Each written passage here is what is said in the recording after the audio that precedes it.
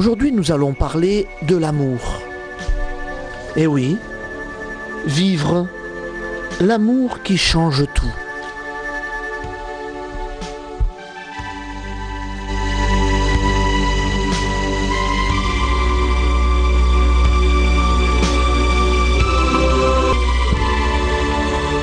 Un monde sans amour, évidemment, il n'existe pas de mot dans notre vocabulaire qui soit aussi ambigu que le mot amour. Il n'en est aucun cependant qui soit aussi riche de signification. Imaginons un instant un monde sans amour. Plus de place pour l'amour maternel ou paternel. Pour l'amour filial et l'amour familial. Pour les marques d'amitié et de sympathie dans la société. Un monde où régnait exclusivement la haine, l'égoïsme, les guerres, la torture.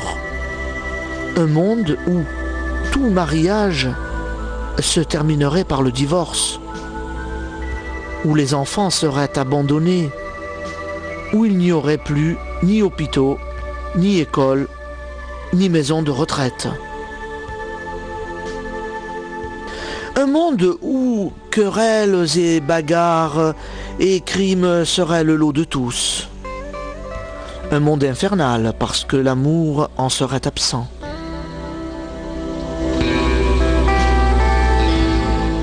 Heureusement, il n'en est pas ainsi d'une façon générale. Pourtant, n'aurions-nous pas à découvrir ce qu'est le véritable amour, celui qui transforme tout ? Einstein a dit « Seule une vraie vie vécue pour les autres vaut la peine d'être vécue. » Eh oui, il avait quand même des bonnes pensées. Une vie qui doit se traduire en action car aimer, c'est agir, a écrit Victor Hugo. Aimer, une vie qui doit se traduire en action car aimer, c'est agir. Oui, c'est Victor Hugo qui a écrit ça. Un amour en action, devenu infirme, cloué dans son fauteuil, un croyant sincère souffrait de se sentir inutile. Alors un ami lui suggéra d'écrire à des prisons de sa connaissance. C'est ce qu'il fit en mettant dans ses lettres toute la bonne humeur. Et l'amour dont il était capable. Eh oui. Mais il déplora de ne pas recevoir aucune réponse.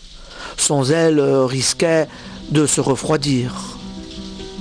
Un jour, il reçut une lettre portant le cachet de la prison.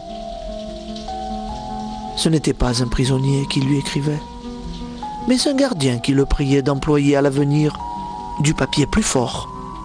Tout simplement parce que ces lettres passaient de main en main, tombaient en lambeaux. Ainsi donc, ses efforts pour témoigner de l'amour à ses détenus n'étaient pas vains. Eh oui. Voilà, je vous souhaite de passer une agréable journée et je vous dis à demain. Non, ça n'était pas la pensée du jour, mais une lettre d'amour.